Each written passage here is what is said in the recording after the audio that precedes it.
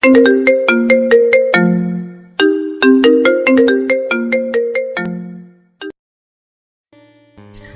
আছি, মনে হয় কেউ আমাকে জড়িয়ে ধরে শুয়ে আছে।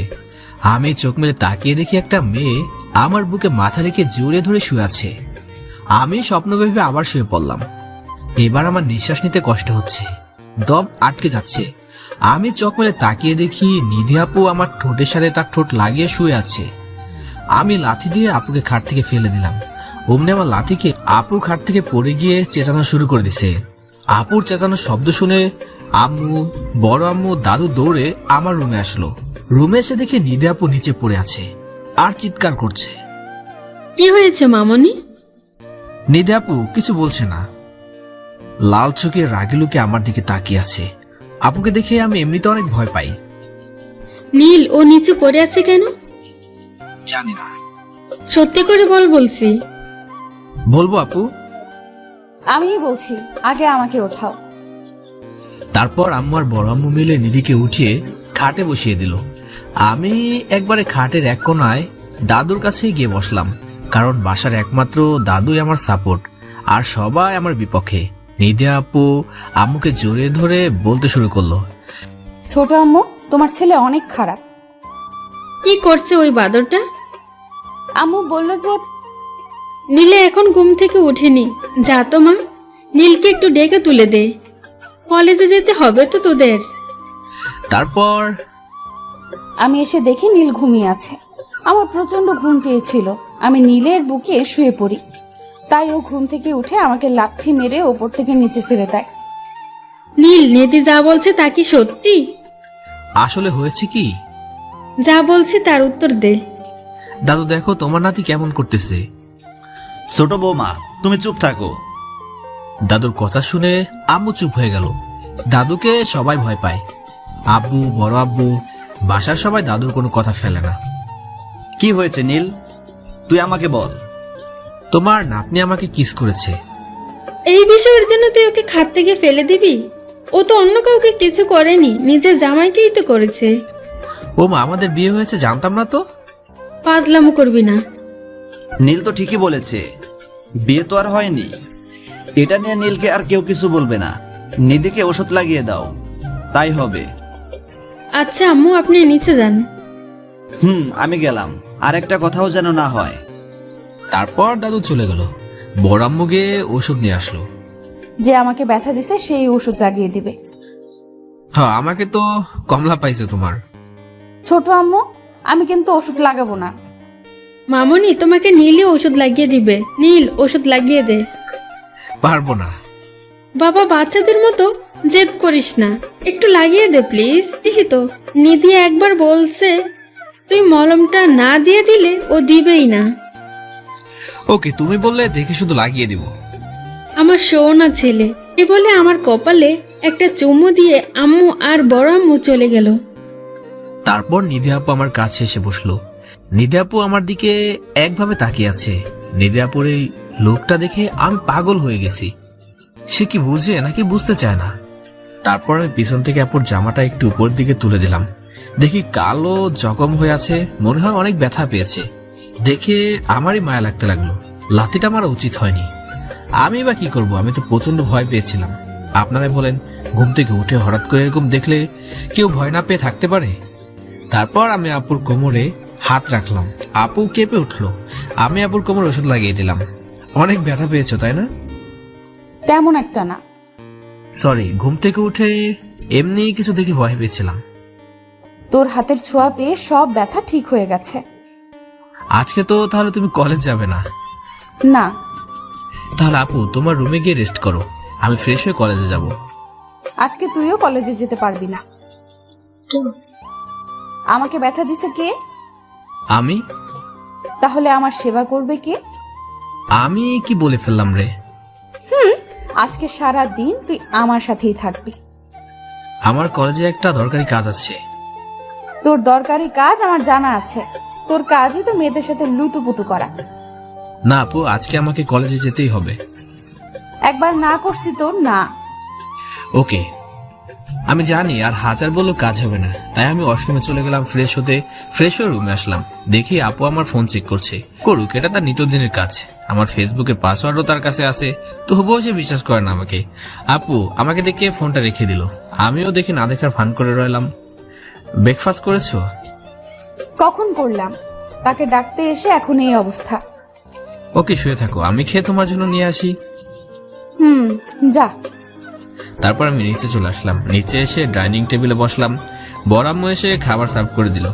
আমি খেয়ে আপুর জন্য খাবার দিতে বললাম। বড় আম্মু খাবার দিল, আমি খাবার প্লেট নিয়ে আমার রুমে চলে আসলাম। রুমে এসে আপুকে বললাম খেয়ে নাও। খাবো না। কেন? কেউ যদি খাইয়ে দিত তাহলে খেতাম। এত ন্যাকামোনা করে ডিরেক্ট বললেই তো হয় খাইয়ে দিতে হবে। আমার বলতে হবে কেন? তুই বুঝিস না? না। হাত ধুয়ে আমি প্লেট হাতে নিলাম, আপু আমার দিকে এগিয়ে আসলো।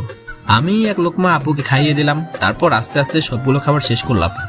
খাওয়ার সময়ও তার দুষ্টামি করতে হয়, প্রত্যেকটা আঙুলেই কামড় দিচ্ছে শয়তান মেয়েটি। আমি প্লেট নিচে দিয়ে আসলাম, আবার রুমে আসলাম। ঘুমা এখন। না। কি করবে এখন? গল্প করব। তাহলে চলো বেলকনিতে যাই। আমি কি একা যেতে পারবো নাকি? না, আসো। তারপর নিধি আপুকে নিয়ে আমি বেলকনিতে চলে গেলাম। বেলকনিতে বসে আমি আর আপু গল্প করতে লাগলাম। কথার মাঝখানে আপু হেসে উঠলো। আপুর গালে একটা টোল আছে, এটা আমার ক্রাশ। আমি আপুর গালের টোলটা দেখতে লাগলাম। কি দেখিস এমন করে? কিছু না। বল বলছি। তোমার টোলটা আমার অনেক ভালো লাগে। আমাকে ভালো লাগে না? তোমাকে ভালো লাগে আপু হিসেবে। কুত্তা, আমি কি বোন হিসাবে ভালো লাগতে বলছি? তাহলে? বউ হিসাবে। ও, আমাদের গল্প করতে করতে দুপুর হয়ে গেল। আপু ব্যথা কমেনি? হ্যাঁ, কমেছে। যাও, দুপুর হয়ে গেছে, ফ্রেশ হয়ে নাও। ওকে। তারপর আপু চলে গেল। আমি ওয়াশরুমে গেলাম। ওয়াশরুমে গিয়ে শাওয়ার নিয়ে বের হলাম। তারপর ড্রেস চেঞ্জ করলাম। একটু পরে লাঞ্চ করার ডাক পড়লো। আমি লাঞ্চ করতে চলে গেলাম। গিয়ে দেখি আপু আসেনি। আমি আবার আপু রুমে গেলাম ডাকতে। দেখি আপু আয়নার সামনে বসে চুলগুলো শুকাচ্ছে। এতক্ষণ লাগে তোমার? একটু বস। ওকে। আপুর মোবাইল খাটের উপরে। আমি হাতে নিলাম, ওয়ালপেপারে আমার পিক দেয়া। আমি গ্যালারিতে ঢুকলাম, বেশিরভাগ পিকই আমার, আর কারো তেমন কোনো পিক নেই।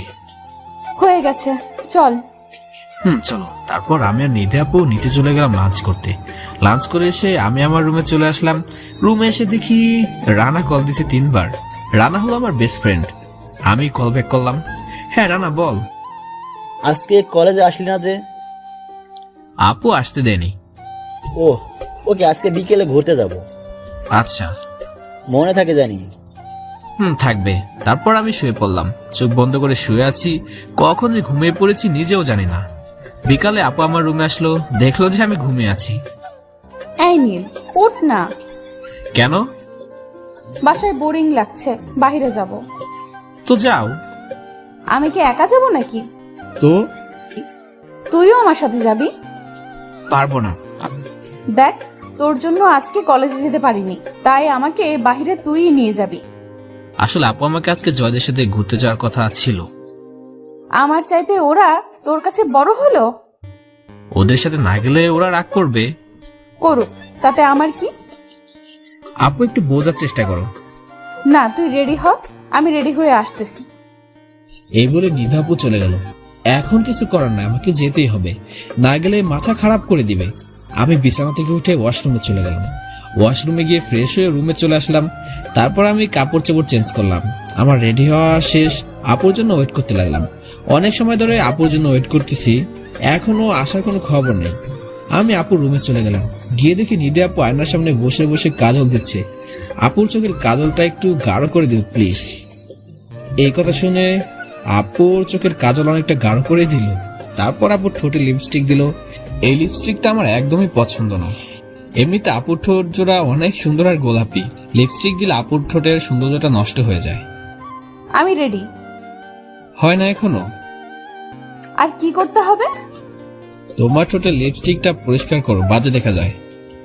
তুই পরিষ্কার করে দিলেই তো হয়। সবসময় শুধু ফাজলামো। ওকে, এতে রাগার কি আছে? এখনই পরিষ্কার করে দিচ্ছি। আপু টিস্যু দিয়ে লিপস্টিক পরিষ্কার করে ফেলে। এখন আয়নার সামনে দাঁড়িয়ে দেখো কত সুন্দরই লাগতেছে। এমনিতেই তোমার লিপ আমার ভালো লাগে, আর কখনো লিপস্টিক দেওয়ার দরকার নেই। আপু শুধু মুসকি মুসকি হাসি দিয়ে মাথা নাড়ালো। এখন চল। ওকে, তারপর আমি আর আপু বাসার সবাইকে বলে বের হলাম। আমি গিয়ে গাড়িতে বসলাম। দে না, আমি ড্রাইভ করি। আমি চাই না আমার বউ বিয়ের আগেই বিধবা হোক। মানে? তুমি গাড়ি চালালে আমার মরণ নিশ্চিত। কিসব ফালতু কথা বলিস? এসব আর বলিস না প্লিজ। ওকে ওকে, আর বলবো না। আমি ড্রাইভ করতে লাগলাম। আপু জয়দেরও ডেকে নেই, আমরা একসাথে ঘুরতে যাব। না, দরকার নেই, আমি তোর সাথে একা সময় কাটাতে এসেছি। ওকে কুল কুল, এত রেগে বলার কি আছে? এমন কথা বলস যে রেগে কথা বলতেই হয়। আচ্ছা এসব রাখো, বলো কই যাবে? মানুষ যেখানে গিয়ে প্রেম করে আমরা সেখানে যাব। আজব, আমরা কি প্রেমিক প্রেমিকা নাকি? হ্যাঁ। কখনোই না, আমরা ভাই বোন। দেখ, এই কথাটা যদি আর একবার বলিস তাহলে কিন্তু খুব খারাপ হয়ে যাবে। আচ্ছা আর বলবো না, চলো কফি শপে যাই। ওকে। তারপর আমরা কফি শপে চলে গেলাম। ওয়েটার আসলো। 2টা হট কফি দেন। খেতে জানি 1 ঘন্টা সময় লাগে। ওয়েটার চলে গেল। নীল, একটা জিনিস খেয়াল করেছিস? প্রেম করার জন্য কিন্তু কফি শপ পারফেক্ট। আমি কি কখনো করছি নাকি? জানবো কি করে? দেখোস না, সবাই সবার গার্লফ্রেন্ড বয়ফ্রেন্ড নিয়ে ব্যস্ত। হ্যাঁ, ওয়েটার এসে কফি দিয়ে গেল। আমরা খেতে লাগলাম। আপু অনেক রোমাঞ্চকর চাহনিতে আমার দিকে তাকিয়ে আছে আর কফি খাচ্ছে। তখনই আমার ফোনটা বেজে উঠলো। পকেট থেকে বের করে দেখি রানা কল দিয়েছে। হ্যালো, কই তুই? একটু মার্কেটে আসছি। আজকে না আমাদের ঘুরতে যাওয়ার কথা? আপুকে নিয়ে আসছি শপিং করব বলে। ও, বুঝতে পারছি। কি বুঝলি? এই যে তোরা দুজন শপিং করতে গেছিস। আচ্ছা রাখি। বাই। কে কল দিয়েছিল? রানা। ভালো কথা মনে করেছিস। আমার শপিং এ যেতে হবে। মনে হয়েছে এখন? হুম। আমি যাব না, তোমার সাথে শপিং এ গেলে বিরক্ত হয়ে যাই। এই, আজকে আর বিরক্ত করব না। তোমার শপিং এর ব্যাগগুলো আমার হাতে রাখবে। আচ্ছা চল এখন। আমি আর আপু বিল মিটিয়ে কফি শপের বাইরে আসলাম। বিলটা আপুই দিয়েছে, আমাকে কখনো দিতে দেন। আমি আর আপু শপিং মলে চলে গেলাম। আপু কেনাকাটা করতে লাগলো, আমিও আপুর পিছনে পিছনে ঘুরতে লাগলাম। আপুর হাতে অনেকগুলো ব্যাগ, ওইটা দেখে আমার মায়া হলো, তাই ব্যাগগুলো নিজের হাতে নিলাম। আপু মুচকি একটা হাসি দিল। আপু শপিং করা শেষ। আমরা শপিং মল থেকে বের হতে যাব, তখন একটা মেয়ে এসে আমাকে জড়িয়ে ধরলো। আমি তাকিয়ে দেখি তো না, আমার স্কুল ফ্রেন্ড। ও এখানে আসলো কি করে? নিদে আপু তো এমন ভাবে আমার দিকে তাকিয়েছে, মনে হয় আজকে আমাকে খেয়েই ফেলবে। আমি তানহাকে আমার বুক থেকে উঠালাম। কেমন আছিস নীল? আমি তো ভালোই আছি, তো হঠাৎ করে কোথা থেকে উদয় হলি? আমি দেশে এসে পড়েছি, এখানে স্টাডি করব, বাহিরে আর যাব না। সে তো খুব ভালো কথা। একদমই না, ভুলে গেছো কতদিন ধরে কোনো কলও দেশনি, ফেসবুকেও নক করিস নাই। আসলে একটু ব্যস্ত হয়ে পড়েছি রে, তাই যোগাযোগ নেওয়া হয়নি। ইনি কে? নিধি আপুর দিকে তাকিয়ে কথাটা বলল। আমার তো এতক্ষণ খেয়ালই ছিল না নিধি আপু আমার সাথে আছে। নিধি আপুর চোখ লাল হয়ে আরেকটু হলে কান্না করে দেবে। ইনি সেই নিধি আপু। হাই আপু। হাই। নীলের মুখে আপনার কথা অনেক শুনেছি, আপনার এত প্রশংসা শুনেছি, আপনাকে দেখার অনেক ইচ্ছা হচ্ছিল। কি শুনেছো? আপনি অনেক ভালো, দেখতে অনেক কিউট, আপনি নীলকে অনেক ভালোবাসেন, আপনাদের বিয়ে ঠিক হয়ে আছে, এমনকি নীলও আপনাকে ভালোবাসে। তানহা, তুই যে কাজে এসেছিস সে কাজে যা। ওকে বাই, পরে কথা হবে। তানহার মুখে আমি আপুকে ভালোবাসি শুনে আপুর রাগগুলো নিমিষে লজ্জায় পরিণত হলো। লজ্জা পেলে আপুকে দারুণ লাগে। এই বলে আপু হাঁটা শুরু করলো। আমিও আপুর সাথে সাথে হাঁটতে লাগলাম। আপু গিয়ে গাড়িতে বসলো, আমিও গিয়ে গাড়িতে বসলাম। বাসায় যাবা নাকি আরো কোথাও যাবা? লেকের পাড়ে যাব। ওকে, তারপর আমরা গাড়ি নিয়ে লেকের পাড়ে চলে গেলাম। আমরা গাড়ি থেকে নেমে হাঁটতে লাগলাম। আপু একবার আমার হাতের সাথে তার হাতের ছোঁয়া লাগাচ্ছে, আবার হাত দূরে নিয়ে যাচ্ছে। আপু দোটানায় পড়ে গেছে, হাত ধরে যদি আমি কোনো রিয়াক্ট করি তাই সাহস পাচ্ছে না। আমি আপুর হাতটা ধরে ফেললাম। আপুর মুখে হাসি ফুটে উঠলো, মনে হয় এটার অপেক্ষায় ছিল এতক্ষণ। তারপর আমরা একটু ঘুরে বাসায় চলে আসলাম। বাসায় এসে আপু আপুর রুমে চলে গেল, আমি আমার রুমে চলে আসলাম। রুমে এসে আমি শুয়ে পড়লাম, অনেক টায়ার্ড লাগছে। একটু পরে আপু আসলো আমার রুমে, এসে কোনো কথা না বলে আমার বুকে মাথা দিয়ে শুয়ে পড়লো আর আমাকে জড়িয়ে ধরলো। এ কি করছে আপু? কেন, তোর ভালো লাগে না? আমার শুশুই লাগে তো। লাগুক, তাতে আমার কি? তোমার রুমে যাও, যে কেউ এসে পড়বে আমার রুম। এখন কেউ আসবে না, সবাই জানে তুই আর আমি একসাথে আছি এখন। বিয়ের আগে এসব ঠিক না। আমাকে ঠিক ভুল শিখাতে আসবি না। তুমি যাও, তোমার রুমে যাও প্লিজ। না, যাব না। কি করবি তুই? আপু আমার কেমন যেন লাগতেছে, কিছু একটা হয়ে যাবে কিন্তু। কি হবে? হলেও হোক, আমার কোনো প্রবলেম নেই। তোমার কোনো লজ্জা নাই? তোর কাছে আবার কিসের লজ্জা? আমি কিন্তু এখন কিছু করে বসবো। তোর দ্বারা কিচ্ছু হবে না, তুই কিছু করতেও পারবি না। এই কথা শুনে আমি আপুকে আমার নিচে ফেলে দিলাম। তারপর আমি আপুর উপরে শুয়ে পড়লাম। আপু আমার মুখের দিকে হা করে তাকিয়ে আছে। আমি সাথে সাথে চারটো ট্যাগ করে দিলাম। আমি আপুকে অনেকক্ষণ কিস করলাম। আপুর অবস্থা খারাপের দিকে, নিঃশ্বাস ঘন ঘন আসছে, তাই আপুকে ছেড়ে দিলাম। আমি হাঁপাচ্ছি, আপুও হাঁপাচ্ছে। কি হলো, ছাড়লি কেন? বিয়ের আগে আর কিছু করা পসিবল না। কি হবে তাই? প্লিজ আপু, জোর করো না আমাকে। নীল, কাছে আয়, কিচ্ছু হবে না। এই বলে আপু আমাকে জড়িয়ে ধরলো। আমি আর নিজেকে কন্ট্রোল করতে পারলাম না। ঠাস করে আপুর গালে একটা লাগিয়ে দিলাম। সবকিছু একটা লিমিট আছে। কিছু না বলাতে অতিরিক্ত বাড়াবাড়ি শুরু করেছো, তাই না? তুই আমার শরীরে হাত তুললি? হ্যাঁ তুলেছি, দরকার হলে আরো তুলবো।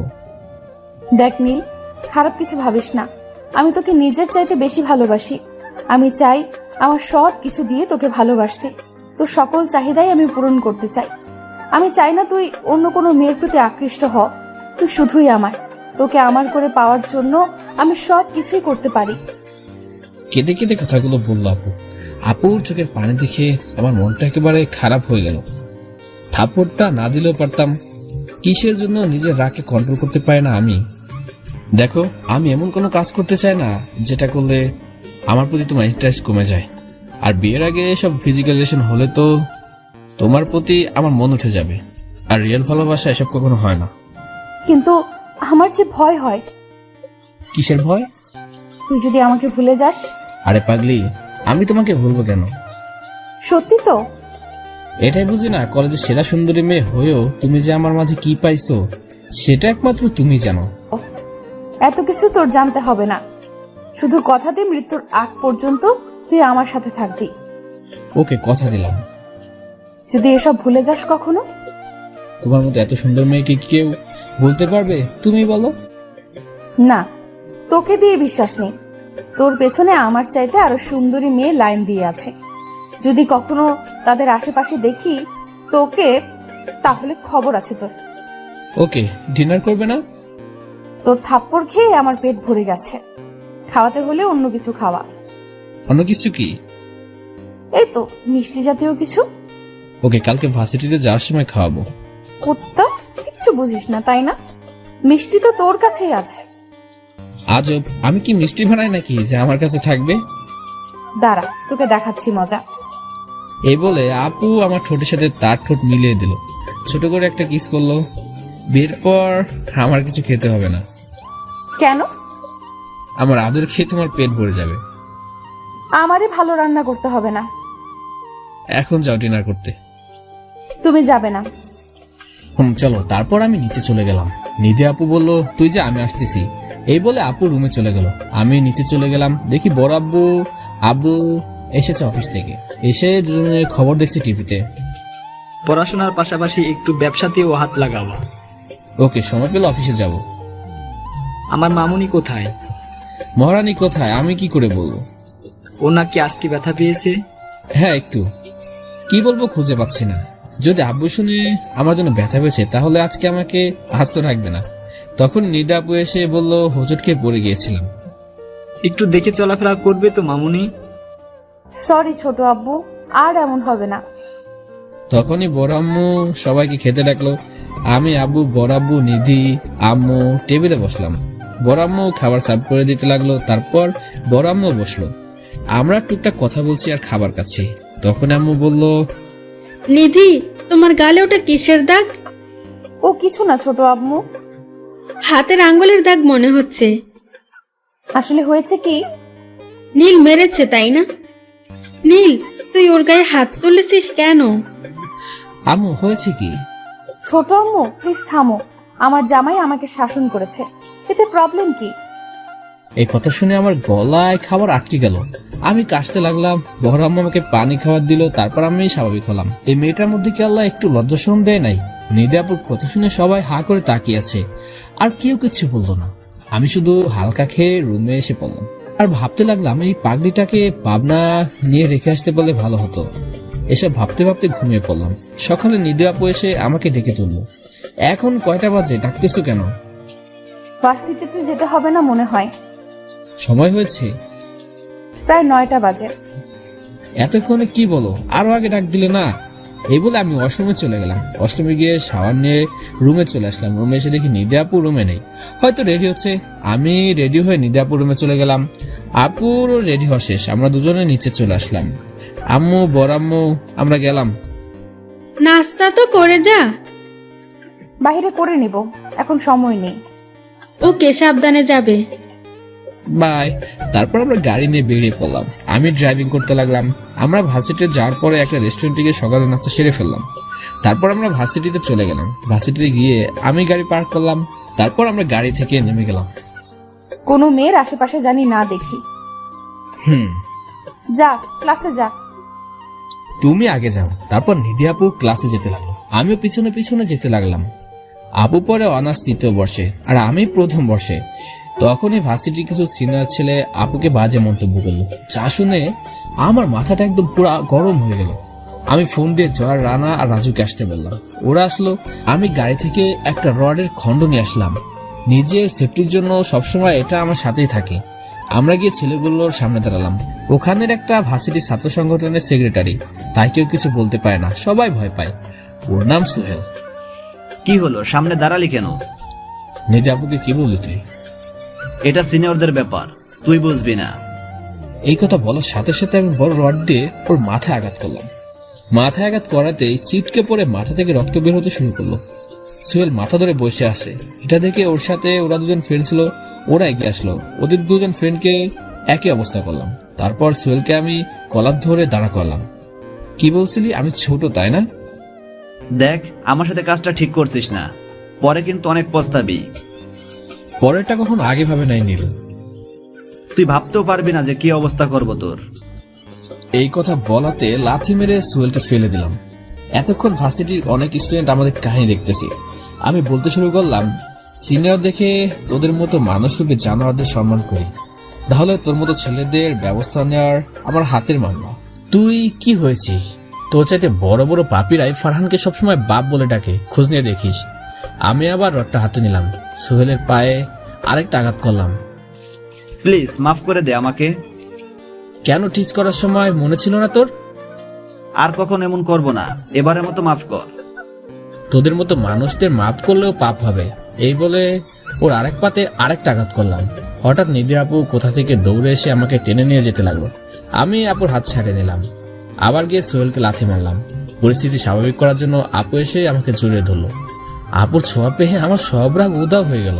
কলেজ সবাই তো অবাক হয়ে তাকিয়ে আছে, সিনিয়র মেয়ে হয়ে জুনিয়র ছেলে কিভাবে জড়িয়ে ধরে আছে। গ্যাঞ্জামের কথা শুনে কলেজের ভিপি আসলো। কলেজের ভিপি হলো জয়ের বড় ভাই, ওর নাম রায়হান। সোহেল গিয়ে রায়হান ভাইকে অনেক ভুলভাল বোঝাতে লাগলো। আমি হাসতে লাগলাম।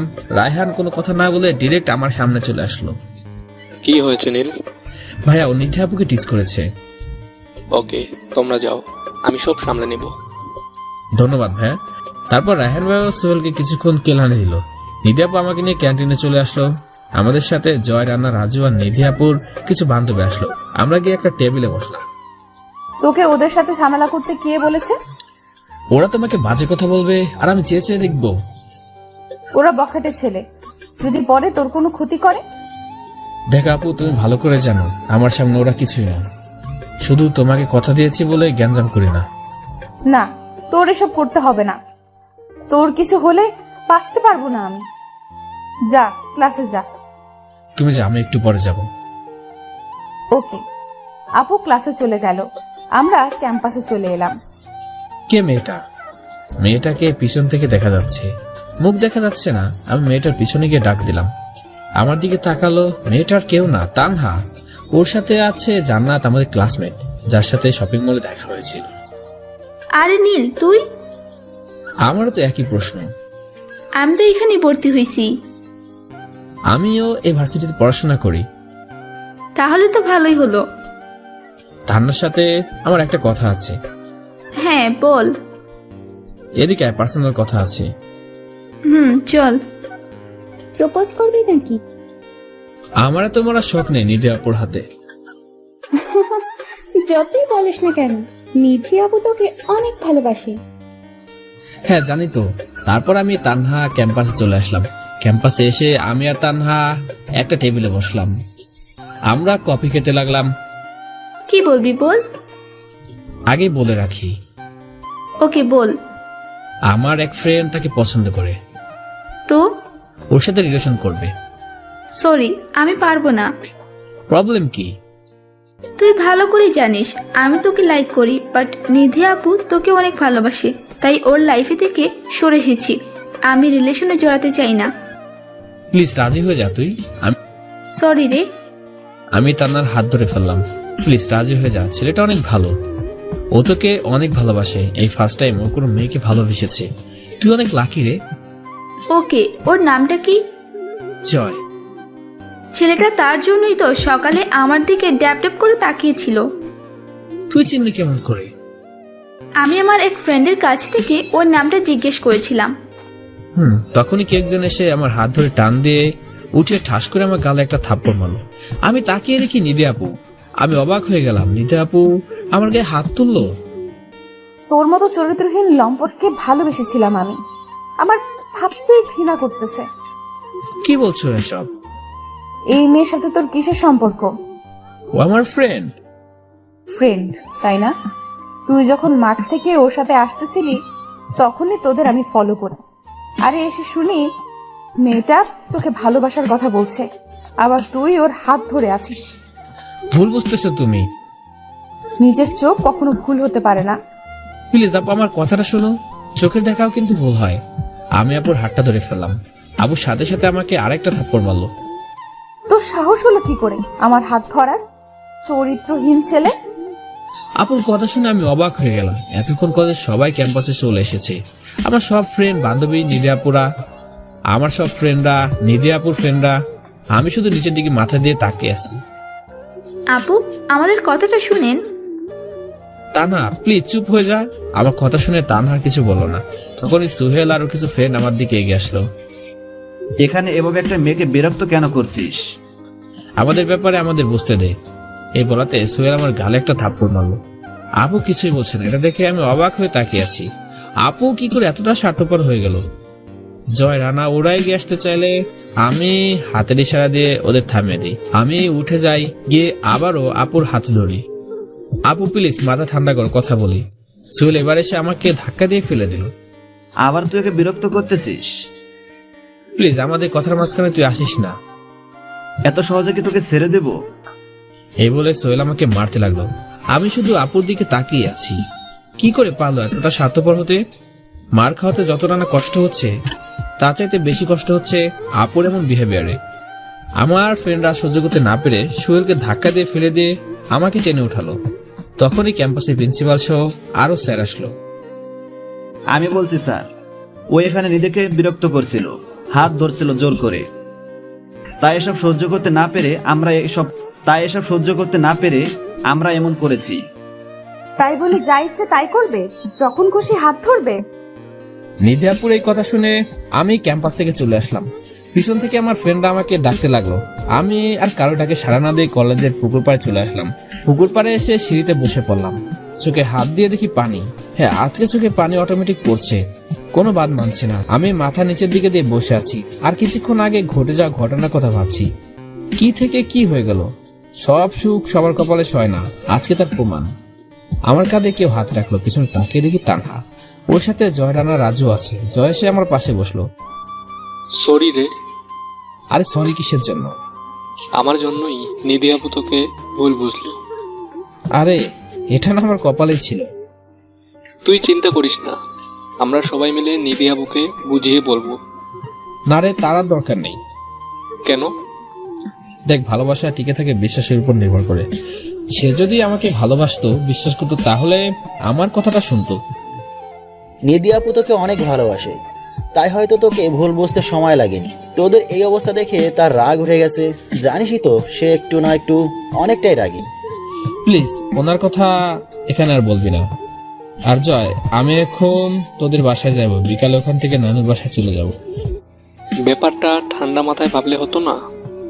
প্লিজ এ বিষয়ে আরেকটা কথা বলতে চাই না। আচ্ছা, তাহলে সবাই আমার বাসায় চলো।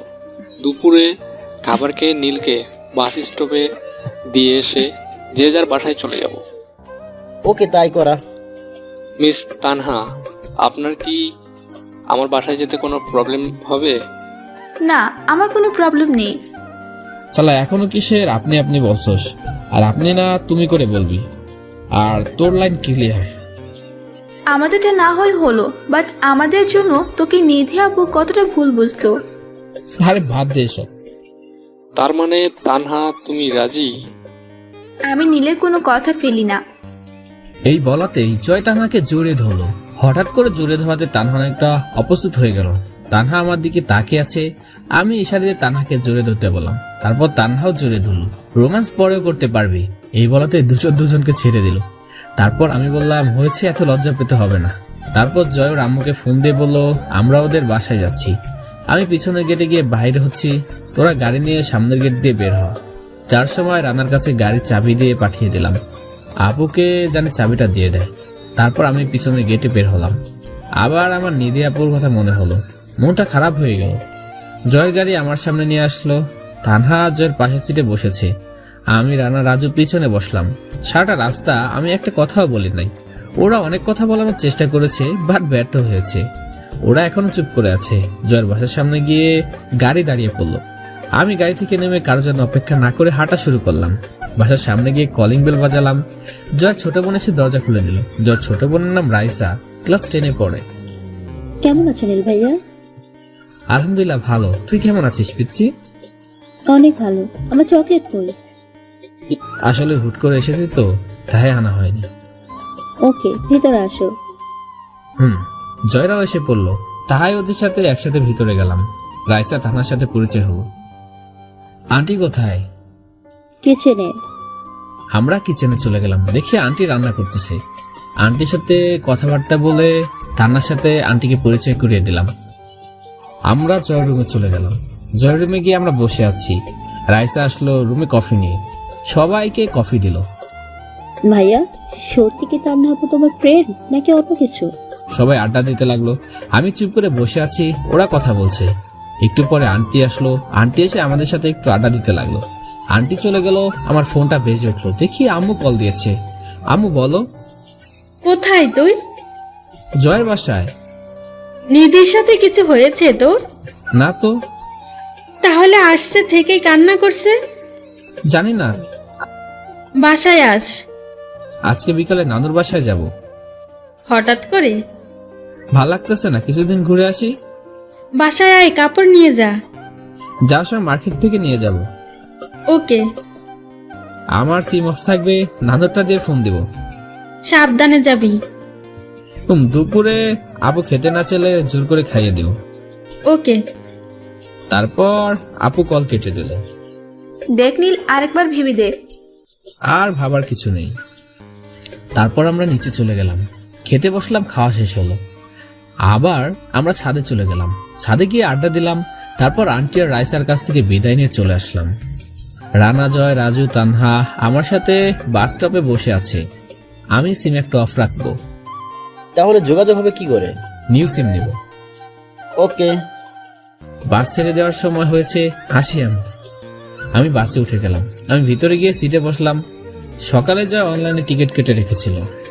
বসে আছি, বাস ছেড়ে দেওয়ার সময় হয়ে গিয়েছে। ভাবলাম পাশের সিটে কেউ নেই হয়তো, তাই এক সিটে বসে আরেক সিটে পা দিলাম। কানে হেডফোন লাগিয়ে দিলাম, গান শুনছিলাম। তখনই কেউ একজন আমার শরীরে ধাক্কা দিল। আমি তাকিয়ে দেখি একটা মেয়ে। অচেনা মেয়েটি আমার দিকে রাগি লুকে তাকিয়ে আছে। বুঝলাম না এভাবে তাকিয়ে আছে কেন। কিছু বলবেন? সিট কি দুইটাই আপনার? না। তাহলে দুই সিট দখল করে বসে আছেন কেন? আসলে আমি মনে করেছিলাম এই সিটটা কেউ বুকিং করেনি। এটা আমার সিট। সরি, এই বলে পাটা সরিয়ে নিলাম। আমি জানালা দিয়ে বাইরের দিকে তাকিয়ে আছি। বাস ছেড়ে দিল। আমার নানুর বাসা চট্টগ্রামে, যেতে যেতে সকাল হয়ে যাবে। ফোনে সিমও নেই যে অনলাইনে যাব, অনেকটাই বোরিং লাগছে। পাশের সিটে কোনো ছেলে বসলেও গল্প করতে করতে যাওয়া যেত। মেয়েদের সাথে তো আমি এমনিতেই কথা কম বলি, আর আটবারে কথা বলার তো কোনো প্রশ্নই আসে না। তখনই মেয়েটি বলে উঠলো, হাই, আমি হিয়া। আপনার নাম বলেন। আমার নাম নীল। কিসে পড়েন? অনার্স প্রথম বর্ষে। আপনি? ইন্টার সেকেন্ড ইয়ারে। তা কোথায় যাচ্ছেন? সিলেট। এটা তো চট্টগ্রামের বাস।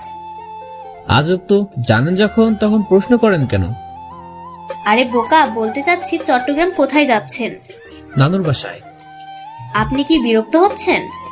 আসলে মেয়েদের সাথে কথা বলার অভ্যাস নেই তো। আমিও ছেলেদের সাথে বেশি কথা বলি না, বাট আপনাকে দেখে অন্যরকম মনে হলো, তাই পরিচিত হলাম। কেন, আমাকে দেখি কি এলিয়েনের মতো মনে হয়? না, অন্য কোনো ছেলে থাকলে এতক্ষণে অনেক কথাই বলতো, ফেসবুক আইডি চাইতো, নাম্বার চাইতো, বাট আপনি ওরকম না। ও আচ্ছা, হ্যাঁ। আপনার বাসা কি ঢাকাই? তারপর হিয়া নামের মেয়েটি আর কিছু বলল না। আমিও একবারই কিছু বলিনি। এমনিতে মনটা খারাপ আজকে নিদিয়াপুর ব্যবহারে। রাত প্রায় 11টা বাজে। আম্মুকে একটা কল করা উচিত, বাট আমার তো সিম নেই ফোনে। মেয়েটার কাছে কি ফোনটা চাবো? আবার যদি কিছু মনে করে? কিছু বলবেন? আসলে বাসায় একটু কল করতে চেয়েছিলাম, বাট আমার ফোনে সিম নেই। ও, আমারটা দিয়ে করেন। এই বলে হিয়া ওর ফোনটা দিল। আমি আম্মুর নাম্বার উঠিয়ে কল দিলাম। আম্মু কল রিসিভ করলো। আম্মু, আমি নীল। তোর নাম্বার বন্ধ কেন? আমি ওই সিমটা আর ইউজ করব না। কি পাগলামি শুরু করলি বলতো? এদিকে নিধি পাগলের মতো করছে। নিধি আপু দুপুরে খেয়েছে? হ্যাঁ, অনেক কষ্ট করে খাওয়াতে হয়েছে। নিধি আপুকে বলল না যে আমি নানুর বাসায় আছি? ওকে, এটা কার নাম্বার? হচ্ছে না একজনের। ভালো থেকো, রাখি, বাই। বাই। আমি কলটা কেটে দিলাম। তারপর হিয়াকে মোবাইলটা দিয়ে দিলাম। আমি হিয়াকে একটা ধন্যবাদ দিলাম। বাসের সিটে হেলান দিয়ে শুয়ে আছি। আচ্ছা, আপনার কি কিছু হয়েছে? আমাকে বলছেন? আপনি ছাড়া এখানে কে আছে? না তো, আমার কি হবে? তাহলে আপনার চোখে পানি কেন? তারপর আমি হাত দিয়ে দেখি সত্যি আমার চোখে পানি। তারপর হাত দিয়ে চোখটা মুছে ফেললাম। অমনি বাসটা থেমে গেল। একটা রাস্তার সামনে বাস পার্ক করলো। সবাইকে রাতের খাবার জন্য বলা হলো। চলেন খেয়ে আসি। মুড নেই। এত কথা বলেন কেন? আসতে বলছে আসেন, খেতে খেতে আপনার গল্প শুনবো। আমি আর না করলাম না। বাসটা একটা গ্রামে এসে থামলো। আমরা দুজন রেস্তোরাঁয় চলে গেলাম। হিয়া খাবার অর্ডার করলো। তারপর আমি সবকিছু হিয়াকে বললাম। এসব শুনে হিয়া আমার দিকে হা করে তাকিয়ে আছে। এই ছোট্ট একটা কাহিনী নিয়ে এত কিছু? হুম। মেয়েটিকে বোঝানো উচিত ছিল আপনার। সে তো শুনতে চায়নি। খুব খারাপ হয়েছে আপনার সাথে। বাস ছেড়ে দিবে, চলেন। তারপর আমি বিল দিয়ে বাসে চলে গেলাম। বাসে গিয়ে আমি আমার সিটে বসে পড়লাম। আমার প্রচন্ড ঘুম পাচ্ছে। আমি ঘুমিয়ে পড়লাম। হঠাৎ করে আমার ঘুম ভেঙে গেল। উঠে দেখি আমি হিয়ার কাঁধে মাথা রেখে ঘুমিয়ে আছি। সরি। It's okay. তারপর আর ঘুমালাম না। হিয়ার সাথে টুকটাক কথা বলতে লাগলাম। সকালে গিয়ে চট্টগ্রাম বাস স্টপে বাস থামলো। আমি আর হিয়া বাস থেকে নেমে গেলাম। অনেক কথা বলছি, পরিচয় হয়েও ভালো লাগলো। আপনার নাম্বারটা দেওয়া যাবে? সরি, আমার সিম নেই। ইটস ওকে, তাহলে আসি, ভালো থাকবেন। আপনিও। তারপর হিয়া চলে গেল। আমিও একটা রিক্সায় নিয়ে নানুর বাসায় চলে গেলাম। মানে গিয়ে কলিং বেল দিলাম। দরজাটা খুলে গেল। দরজাটা খুলে দিল হিয়া। হিয়াকে দেখে আমি একটা বড় ধরনের শখ খেলাম। ও নানুর বাসায় কি করছে? এই যে মিস্টার, ফলো করা হচ্ছে? আজব তো, আমি আপনাকে ফলো করতে যাব কেন? তাহলে আপনি এখানে কি করছেন? এটা আমার নানুর বাসা। Oh sorry. It's okay. আমি বাসার ভিতরে গেলাম। দেখি নানু ড্রয়িং রুমে বসে আছে। নানু আমাকে দেখে আমার দিকে এগিয়ে আসলো। কেমন আছো নানু? এতদিন ভালো ছিলাম না, এখন তুই এসেছিস, ভালো থাকবো। বুড়ি। তুই কেমন আছিস? আছি কোন রকম। রাতে তোর আম্মু ফোন দিয়েছিল, কেমন যে আছিস ভালোই বুঝতে পারছি। সব কথা বাদ দাও। মামা মামি লিমা কোথায়? লিমা হয়তো ছাদে আছে, তোর মামা রুমে, তোর মামি কিচেনে। ওকে, আমি মামা মামির সাথে দেখা করে আসি। ওকে। আমি কিচেনে চলে গেলাম, দেখি মামি ব্রেকফাস্ট বানাচ্ছে। আমি গিয়ে পিছন থেকে মামির চোখ ধরে ফেললাম। মামি ভয় পেয়ে গেল, আমার হাত ধরলো মামি। বাবা এসেছিস? বুঝলা কেমনে মামি? তোর হাতের ছোঁয়া আমি চিনব না? ভাবলি কি করে ভালো থাকি? কতদিন পরে আসলি, কখনো তো খবরও নিস না। ফোনে কথা বলি তো। বলিস, বাট আমি ফোন দিলে তুই কি কখনো আগে থেকে বলিস? সরি যাও, এখন থেকে প্রতিদিনই কথা বলবো। মনে থাকলে হয়। থাকবে মনে। অনেক জার্নি করে এসেছিস, যা ফ্রেশ হয়ে রেস্ট নি। ওকে, মামা আমাকে নিজের ছেলের মতো আদর করে। মামির কোনো ছেলে নেই, একই মেয়ে, নাম হলো লিমা। ওখান থেকে এসে উপরে চলে গেলাম মামার রুমে, দেখি মামা টিভির খবর দেখতেছে। আসসালামু আলাইকুম মামা। ওয়ালাইকুম আসসালাম, কেমন আছিস? আলহামদুলিল্লাহ ভালো, তুমি? আমিও ভালো আছি। খবর দিয়ে আসলেই তো আমি ড্রাইভারকে পাঠিয়ে দিতাম। না আসতে কোনো সমস্যা হয়নি। যা ফ্রেশ হয়ে আয়, ব্রেকফাস্ট একসাথে করব। ওকে, আমি আমার রুমে চলে গেলাম। রুমে গিয়ে ওয়াশরুমে গেলাম। আর ওদিকে নিদে আপু কালকে রাতেও খায়নি, সকালেও কিছু খাচ্ছে না, কারোর সাথে তেমনভাবে কথা বলে না, সারা রাতই শুধু কান্না করেছে। কালকে বড় আম্মু সারা রাতই নিদে আপুর সাথে ছিল। সবাই জিজ্ঞাসা করেছে কি হয়েছে, কাউকে কিছু বলছে না, শুধু সবাইকে এক কথাই বলছে, প্লিজ আমাকে একা থাকতে দাও। সবাই বুঝতে পেরেছে আমার সাথে কিছু হয়েছে। আব্বু জয়কে ফোন করে, জয়ও না করে দেয় যে ও কিছু জানে না।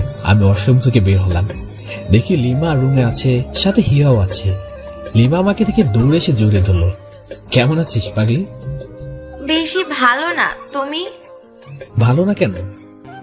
তুমি তো ভুলেই গেছো যে তোমার একটা ছোট বোন আছে। পাগলি বোন আমার, আমি তোকে কখনো ভুলতে পারবো? তার জন্যই তো কোনো খোঁজ খবর নাও না। আরে না, ব্যস্ত থাকি পড়াশোনা নিয়ে। পড়াশোনা নিয়ে নাকি নিধি আপুকে নিয়ে? অনেক পেকে গেছিস দেখা যায়। সত্যি কথা বললেই পেকে গেছি, তাই না? আরে পড়াশোনার অনেক চাপ। বুঝলাম। আর ভাইয়া, পরিচিত হও, আমার বেস্ট হিয়া। আর হিয়া, এ হলো নীল ভাইয়া। পরিচয় হওয়ার দরকার নেই, মানে? আমরা বাসে একসাথে এসেছি। তাহলে পরিচিত হয়েছে সে মনে হয়।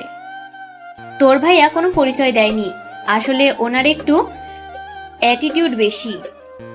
আসলে তা না, ভাইয়া একটু মেয়েদের থেকে দূরে দূরে থাকে, আর কোনো মেয়ের সাথে কথা বলা ভাইয়ার নিষেধ, তাই না ভাইয়া? একদম ঠিক বলেছিস। নিষেধ মানে? নিধি আপু জানলে একটা মায়েরও মাটিতে পড়বে না। ও বুঝেছি। কি বুঝলি? বাসে নিধি আপুর সাথে ঘটা সব ঘটনা আমাকে বলছে, আর এখন নিধি আপুর সাথে একটু ভুল বোঝাবুঝি হয়েছে, তাই তোর ভাইয়া এখানে এসেছে। কি হয়েছে ভাইয়া? তোর ফ্রেন্ডের কাছে শোন। ওকে, আমি বলছি। এই কথা বলতে না বলতে হিয়ার ফোনে একটা কল আসে, ওর রুমের বাইরে চলে যায়। তোর বান্ধবীর বাসা কোথায়? আসলে ভাইয়া, ওর মা বাবা কিছুদিন আগে একটা অ্যাক্সিডেন্টে মারা যায়। ওদের পরিবারের সাথে আমাদের ফ্রেন্ডলি সম্পর্ক ছিল, তার মধ্যে হিয়া আমার বেস্ট ফ্রেন্ড। তারপর থেকে হিয়া আমাদের বাসায় থাকে। ও আচ্ছা। নিচে চলো, ব্রেকফাস্ট করতে যেতে বলছে আম্মু। চল। তারপর আমি আর লিমা ড্রয়িং রুমে চলে গেলাম। ড্রয়িং রুমে গিয়ে দেখি হিয়া, মামা, মামি, নানু খাবার টেবিলে বসে আছে। আমরা সবাই গল্প করতে করতে সকালে নাস্তা করলাম। নাস্তা করা শেষে আমি আমার রুমে চলে আসলাম। আসার আগে বলে আসলাম লিমাকে আমার রুমে আসতে। আমি আমার রুমে এসে ওয়াইফাই কানেক্টেড করে ফেসবুকে ঢুকলাম। তারপর সব ফ্রেন্ডের টেক্সট করে বলে দিলাম আমি ভালোভাবে পৌঁছে গিয়েছি। একটু পরে লিমা আমার রুমে আসলো। ভাইয়া, কিছু বলবে? আজকে কলেজে যাবি? আজকে আর যাব না। রেডি হ, শপিং এ যাবো। কেন? আরে কাদি, আমার সাথে কোনো কাপড় নেই দেখছিস না? নাকি এভাবে সারাদিন থাকবো? ভাইয়া, হিয়াকেও কিন্তু সাথে নিয়ে যাব। আচ্ছা, দুজনেই রেডি হয়ে যা। লিমা চলে গেল, আমি শুয়ে পড়লাম। আবারও আমার নিধি আপুর কথা মনে হলো। নিধি আপুর কথা মনে হওয়াতে মনটা খারাপ হয়ে গেল। আমি কেন তার জন্য কাঁদবো? সে তো আমাকে ভালোবাসে না। ভালোবাসতে তো সে আমাকে একটিবার হলেও আমার কথাটা শুনতো, আর আমাকে চরিত্রহীনও বলতো না। একা থাকলে এসব মনে হবে, তাই আমি নিচে চলে গেলাম। নিচে নানু আর মামি টিভি দেখছে। মামি মামা কোথায়? অফিসে চলে গেছে। কেন, কিছু লাগবে? আরে না, দেখছি না, তাই তো জিজ্ঞাসা করলাম। লিমা আর হিয়া রেডি হয়ে আসলো। মামি আর নানুকে বলে আমরা গাড়ি নিয়ে চলে আসলাম। আমি ড্রাইভ করছি, হিয়া লিমা পিছনে বসে আছে। আমি একটা শপিং মলের সামনে গাড়ি পার্ক করলাম। গাড়ি থেকে আমরা 3 জন বের হলাম। আমরা মলের ভিতরে ঢুকতে যাব, তখনই আমার সাথে কারো ধাক্কা লাগে। তারপর আমি তার দিকে তাকিয়ে দেখি সজীব, আমার স্কুল ফ্রেন্ড। সজীব এসে আমাকে জড়িয়ে ধরলো, আমি ওকে জড়িয়ে ধরলাম। কেমন আছিস? এই তো ভালো, তুই? আলহামদুলিল্লাহ। তোর সাথে এভাবে দেখা হবে ভাবিনি। সত্যি আমি সারপ্রাইজড। চল এক জায়গায় বসে কথা বলি। কফি শপে চল। আপনারা যান, আমি এখানে আছি। আমরা যাব মানে? আমি সবার সাথে কফি খাই না। কথাটা সজীবের দিকে তাকিয়ে বল। আমি কিছু বুঝতে পারলাম না। আচ্ছা, তোর নাম্বারটা দে। তুই দে, আমার সিম নেই। ওকে। সিম নেই কেন? সে অনেক কাহিনী, নেক্সট টাইম বলবো। ওকে, আমি আসি। তারপর হিয়ার দিকে কিছুক্ষণ তাকিয়ে থেকে সজীব চলে গেল। আমি কিছুই বুঝলাম না। থাক, এসব নিয়ে মাথা কামানোর সময় এখন না। তারপর আমি কিছু কেনাকাটা করলাম। আমরা একটা ঘড়ির দোকানে গেলাম। দেখো কোনটা ভালো লাগে। ভাইয়া, তোমার জন্য। না, তোদের জন্য। আমার লাগবে না। এত কথা শুনতে লাইক করি না আমি। সরি। আপনাদের জন্য 2টি পছন্দ করেন, তা আমার জন্য একটা। ওকে। আমাদের ঘড়ি কেনা হলে আমরা গাড়িতে এসে বসি। কি খাবে লিমা? ভাইয়া, ফুচকা। আপনি কি খাবেন? আমিও ফুচকা খাবো। আমি একটা ফুচকার দোকানের সামনে গিয়ে গাড়ি রাখলাম। তোমরা খেতে থাকো, আমি আসি। কই যাবেন? 5 মিনিটের মধ্যে আসবো। ভাইয়া, তুমি স্মোক করতে যাবে? আরে না, এসব এখন খায় না। আমি জানি, বাট তুমি কোথাও যাবে না, বসে থাকো। ওকে। ওরা ফুচকা খেতে লাগলো। এমন ভাবে খাচ্ছে মনে হয় বহু বছর পরে খাচ্ছে। আমি ওদের খাওয়া দেখতে লাগলাম। ওদের খাওয়া শেষ হলে আমি বিলটা দিয়ে দিলাম। আমরা আবার গিয়ে গাড়িতে বসলাম। আচ্ছা, সিম পাওয়া যাবে কোথায়? তুমি যাও, আমি ব্যবস্থা করে দিচ্ছি। ওকে। তারপর আমি সিম কিনে চলে আসলাম। বাসায় এসে আমি আমার রুমে চলে আসলাম। একে একে আমার সব ফ্রেন্ডকে কল করলাম। শুধু বাসায় ফোন দিলাম না, বাসার কাউকে জানাবো না যে আমি এই সিমটা ইউজ করতেছি। আর জয়দেরকে বলে দিয়েছি নিধিয়াপুর নাম্বার চালে যেন তাকে না দেয়। শেষে আমি সজীবকে কল করলাম। আসসালামু আলাইকুম। ওয়ালাইকুম আসসালাম। নীল, বিকালে মিট করবো। ওকে। ওকে, লোকেশন টেক্সট করে দিয়ে দিস। কলটা কেটে দিলাম। দেখতে দেখতে বিকাল হয়ে গেল। আমি আর সজীব একটা কফি শপে মিট করলাম। কি কফি বল? Black coffee. সে অভ্যাসটা এখনো আছে? বদলানোর চেষ্টা করিনি। এখন বল, হিয়া তোকে দেখে এমন করলো কেন? হিয়াকে আমি অনেক আগে থেকে ভালোবাসি। তারপর? আমাদের রিলেশন ছিল, বাট একটা ভুলে সব নষ্ট হয়ে যায়। এখনো ভালোবাসো? অনেক। ফিরে আসতে চাইলে ফিরে নিবি। ওয়েট, আমি লিমাকে কল করে 10 মিনিটের মধ্যে এখানে আসতে বললাম হিয়াকে। কিছুক্ষণ পর হিয়া আর লিমা কফি শপে আসলো। লিমা এসে আমাদের সাথে বসলো, বাট হিয়া এখনো দাঁড়িয়ে আছে। পরে আমি বলতে শুরু করলাম, দেখো হিয়া, তুমি হয়তো আমার জীবনের সমস্ত কাহিনী শুনেছো। ভালোবাসা যদি বিশ্বাসী না থাকে, ওইটাকে ভালোবাসা বলে না। দুজনকে এত ভালোবাসতা যা এখন শুধু ঘৃণায় পরিণত হয়েছে। সজীব তো তোমাকে এখনো ভালোবাসে। পর সজীব সবার সামনে কানে ধরে সরি বলল হিয়াকে। সবাই তাকিয়ে আছে সজীবের দিকে। দেখেন, আপনাকে যদি ভালোই না বাসতো তাহলে নিজের সম্মানের কথা চিন্তা করে হলেও এখানে সবার সামনে কানে ধরতো না। এবার হিয়ার চোখ দিয়ে পানি এসে পড়লো। হিয়া সজীবকে অনেক শক্ত করে জড়িয়ে ধরলো। আমিও সরি। যদি আবার ছেড়ে যেতে চাও তাহলে পা ভেঙে সারাদিন আমার কাছে রেখে দিব। তাহলে তোরা থাক, আমি আর লিমা যাই। আরে, এক কাপ কফি তো খেয়ে যা। তারপর বসে সবাই কফি খেতে লাগলাম। আচ্ছা, সজীব ভাইয়ের সাথে তোমার কেমন পরিচয়? আমি আর সজীব স্কুল জীবনে ভালো ফ্রেন্ড ছিলাম। হঠাৎ তোর ভাবার ট্রান্সফার হয়ে গেল, তাই এখানে চলে আসে পরে আর কোনো যোগাযোগ করতে পারিনি। ও আচ্ছা, হিয়া, তোরা সময়টা কাটা, আমরা যাই। এভাবে কেটে গেল 15 দিন। এই 15 দিনে আপুর সাথে একবারও কথা হয়নি, তাই একটুও ভালো লাগতেছে না। ভাবতেছি কালকে চলে যাব, গিয়ে আপুকে বোঝালেই বুঝতে পারবে।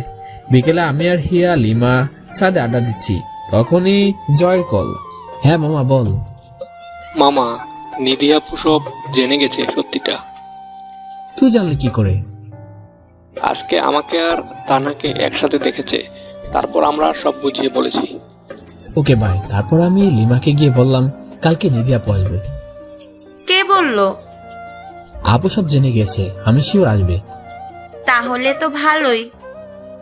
হিয়া, তোমাকে একটা কাজ করে দিতে হবে। কি কাজ ভাইয়া? আমার গার্লফ্রেন্ড হতে হবে তোমার। এসব কি বলছেন ভাইয়া? ভাইয়া তুমি কি পাগল হয়ে গেছো? আরে আগে আমার কথাটা শেষ করতে দাও। বলো। সত্যিকারের গার্লফ্রেন্ড না, তাহলে অভিনয় করতে হবে। ভাইয়া কি বলতে চাচ্ছেন, ক্লিয়ার করে বলেন। আমি শিওর আপু বিকালে বাসে রওনা দিবে, সকালে চট্টগ্রাম চলে আসবে। নিধি আপু আমাকে ওই দিন অনেক অপমান করেছে, তাই আমি একটু আপুকে কষ্ট দিতে চাই। তুমি আমার সাথে তাল মেলাবে, বাকিটা আমি দেখবো। ধন্যবাদ। ওকে ভাইয়া, এতটুকু আপনার জন্য করতেই পারি। আলিমা, তুই মুখ ফুসকে আবার কিছু বলে দিস না, তোর পেটে তো আর কোনো কথাই থাকে না। না, বলবো না। ওকে আচ্ছা, তোর আড্ডা দে, আমি রুমে যাই। আচ্ছা। ওরা আমি রুমে চলে আসলাম। রুমে এসে আম্মুকে কল দিলাম। আসসালামু আলাইকুম। ওয়ালাইকুম আসসালাম। কেমন আছো আম্মু? আলহামদুলিল্লাহ ভালো, তুই? আলহামদুলিল্লাহ ভালো। আজকের সন্ধ্যার বাসে নিধি চট্টগ্রামে যাচ্ছে। জানি না। কোনো কন্ট্রাক্ট হয়েছে কি তোদের? না আম্মু, আর এটা নতুন নাম্বার, বাসার সবাইকে দিই। ওকে, ভালো থেকো, আল্লাহ হাফেজ। এরপর আমি বড় আম্মুকে কল করলাম। বড় আম্মুর সাথে কথা বলে গেমস খেলতে শুরু করলাম। কখন যে রাত হয়ে গেল টেরই পাইলাম না। রাতে মামি ডাকতে আসলো, আমি খেতে গেলাম। খাবার টেবিলে সবাই বসে আছে, আমার জন্য ওয়েট করছিল। আমি যাওয়ার পরে সবাই খাওয়া শুরু করলো। তখন নানু বলল কালকে নিধি আসতেছে। তুমি জানি আম্মুর সাথে কথা হচ্ছে, সকালে গিয়ে বাস স্ট্যান্ড থেকে নিয়ে আসবে। সরি পারবো না। তুই না গেলে কে যাবে? আমি সকালে তো অফিসে চলে যাব। লিমাকে পাঠিয়ে দাও। লিমা কি ড্রাইভ করতে পারে নাকি যে ও গিয়ে নিয়ে আসবে? ড্রাইভার কি ঘাস কাটার জন্য রাখছো? তুই গেলে নিধি অনেক খুশি হবে। বললাম তো আমি যাব না। রাতের খাবার খেয়ে আমি চলে গেলাম রুমে। আপনারা হয়তো ভাবছেন নিধি আপুর সাথে ভুল বোঝাবুঝি হয়েছে, তাই আমি অনেক স্যাড মুডে চলে যাব, মদ কাঁচা খাবো, সারা রাত না ঘুমে কাটবো। আসলে আমি জানি নিধি আপু আমাকে অনেক ভালোবাসে। তখন আপু আমাকে ওই অবস্থায় দেখে সহ্য করতে পারেনি, এর জন্য এমন বিহেভ করছে। আর আপু তখন রাগের মাথায় ছিল, শান্ত হওয়ার পর বুঝালেই হতো। বাট আমার এখানে আসার মূল কারণ হলো নিধি আপুকে একটা শিক্ষা দেওয়া, যাতে নেক্সট টাইম ভুল বোঝার আগে আমার কথাটা শুনে। আজকে মনটা ফ্রেশ। টানা 15 দিন পর কালকে নিধি আপুকে দেখবো। কখনো এতদিন নিধি আপুর থেকে দূরে থাকিনি। এসে ভাবতেছি আজকে চোখে একদমই ঘুম নেই, শুধু ভাবতেছি কখন সকাল হবে আর কখন নিধি আপুর সাথে দেখা হবে। এসব ভাবতে ভাবতে শেষ রাতে ঘুমিয়ে পড়ি। সকাল 7টায় আমার ঘুম ভেঙে যায়। আমি ঘুম থেকে উঠে ফ্রেশ হয়ে নিচে চলে যাই। নিচ থেকে এক কাপ কফি নিয়ে আমি আবার আমার রুমে চলে আসি। রুমে এসে বেলকনিতে চলে যাই। বেলকনিতে বসে কফি খাচ্ছি আর মোবাইলে আমার আর নিধি আপুর ছবি দেখছি। কিছুক্ষণ পর বাসার সামনে একটা গাড়ি এসে থামে। গাড়ি থেকে নিধি আপু, হিয়া, লিমা বেরিয়ে আসে। আজকে অনেকদিন পর নিধি আপুকে দেখলাম। দূর থেকেই দেখে বোঝা যাচ্ছে এতদিন ঠিক মতো কিছু খায়নি, ঘুমায়নি, মুখটি একদম শুকিয়ে আছে। নিধি আপু গাড়ি থেকে নেমেই আগে আমার রুমের বেলকনির দিকে তাকালো।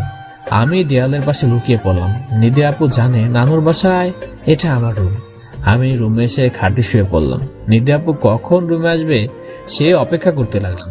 কিছুক্ষণ পর নিধি আপু আমার রুমের সামনে এসে দাঁড়ালো। আমিও দেখে না দেখার ভান করে রইলাম। নিধি আপু কিছুক্ষণ পর দাঁড়িয়ে থেকে দৌড়ে এসে আমাকে জড়িয়ে ধরলো। আমি সামলাতে না পেরে খাটের উপর শুয়ে পড়লাম। নিধি আপু খাটের উপর শুয়ে পড়লো। নিধি আপু আমাকে জড়িয়ে ধরে আমার কপালে গালে এক নাগার কিস করতে লাগলো। আমি ধাক্কা দিয়ে আপুকে আমার উপর থেকে সরিয়ে দিলাম। কি করছেন কি এসব? আমার মতো চরিত্রহীন ছেলেকে জড়িয়ে ধরে আছেন, আবার কিস করতেছেন। সরি নীল, আর কখনো এমন হবে না। কি হবে না? কি বলছেন এসব? আর আপনি এখানে কেন এসেছেন? প্লিজ মাফ করে দে, আর কখনো তোকে অবিশ্বাস করব না। আমার মতো চরিত্রহীন ছেলের কাছে ক্ষমা চাওয়ার কোনো দরকার নেই। আর আপনি তো ভুল করেননি। তোরে ছাড়া এই 15 দিন আমার 15 বছর মনে হয়েছে। প্লিজ আর রাগ করিস না। আপুর চোখের পানি গাল বেয়ে পড়ছে। এটা দেখে আমার বুকে চিনচিন ব্যথা অনুভব করলাম। বাট এত সহজে তো মেনে নেওয়া যায় না, একটু হলে কষ্ট দিতেই হবে। না হলে এরকম ভবিষ্যতে আরো করবে। প্লিজ নীল কিছু বল। কি বলবো আমি? প্লিজ আমাকে তোর বুকে নে। এই 15 দিনে একবারও তোর বুকে মাথা রাখতে পারিনি। সরি, পারবো না। আর চৈতন্য একটা ছেলেকে বুকে মাথা রাখবেন আপনি? ব্যাপারটা হাস্য করে দেখায়। তুই যেমনই হোস, তুই আমার হবু বর। আপনাকে বিয়ে করা আমার পক্ষে পসিবল না। হিয়াল লিমা রুমে চলে আসলো। ওরা এসে একপাশে দাঁড়ালো। বিয়ে করবি না মানে কি? ওই যে ওই মেয়েকে দেখছো না, ওর নাম হিয়া। আমি ওকে খুব ভালোবাসি এবং হিয়া আমাকে অনেক ভালোবাসে। কথাটা বলাতে আপু হাসতে লাগলো। আমি অবাক হলাম, এতে তো আপু কষ্ট পাওয়ার কথা। আপু হাসলো কেন? আমি লিমা আর হিয়ার দিকে তাকালাম। ওরা ইশারায় বলল, আমরা কিছুই জানি না। দেখ নীল, তুই যতই রাগ করে থাকিস, বাট আমি জানি তুই আমাকে ভালোবাসিস। সরি ভাইয়া, আমরা সব বলে দিছি। এই বলে হিয়া আর লিমা রুম থেকে বাইরে চলে গেল। ওদের জন্য একটু মজা করতে পারলাম না। শুধু একবার পেয়ে তারপর খবর আছে। ওরা যাই বলুক না কেন, আমি আর তোমাকে ভালোবাসি না বলে রুম থেকে বের হয়ে গেলাম। বাড়ি থাকলে কষ্ট পেতে হবে, তাই ভাবলাম বাইরে থেকে একটু ঘোরাঘুরি করে আসি, যদি মনটা ভালো হয়। যেই ভাবা সেই কাজ। রাত 12টার দিকে বাড়িতে আসলাম। কলিং বেল চাবিতেই নির্দেশে দরজা খুলে দিল।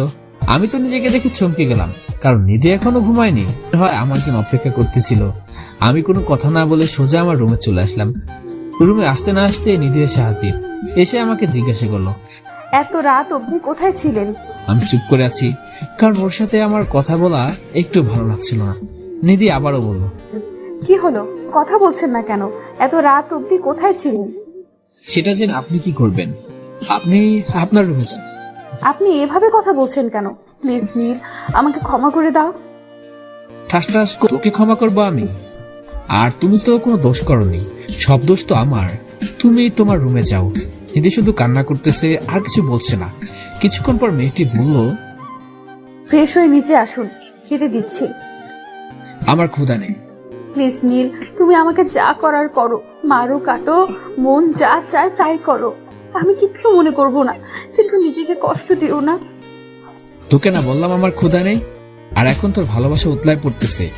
নিধি কান্না করতে করতে বলল, তোমার যদি আরো মারতে মন চায় তাহলে আমাকে মারতে পারো, আমি তোমাকে কিচ্ছু বলবো না। তবে তোমার একটা কথা মনে রাখা দরকার। দেখ, তুইও যদি এই অবস্থায় আমাকে দেখতি তাহলে তোর কি মাথা ঠিক থাকতো? আমি চুপ হয়ে গেলাম। আপুর প্রত্যেকটা কথাই যুক্তি আছে। ওইরকম অবস্থায় নিধি আপুকে দেখলে আমিও ওরকম করতাম। এখন আমার কি করা উচিত কিছু বুঝতে পারতেছি না। এত সহজে মেনে নেওয়াটা কি ঠিক হবে? নিধি আপুর চোখের পানি সহ্য করা আমার দ্বারা পসিবল না। আমি আপুর চোখের পানি মুছে দিয়ে আপুকে জড়িয়ে ধরলাম। এক সময় আপু শান্ত হয়ে গেল। নিধি আপু আমাকে অনেক শক্ত করে জড়িয়ে ধরে আছে। নীল, বলো। আমাকে ছাড়া এতদিন থাকলে কি করে? কষ্ট হয়নি? কষ্ট হলেও কিছু করার ছিল না। তখন তো রাগের মাথায় ওরকম বিহেভ করেছি।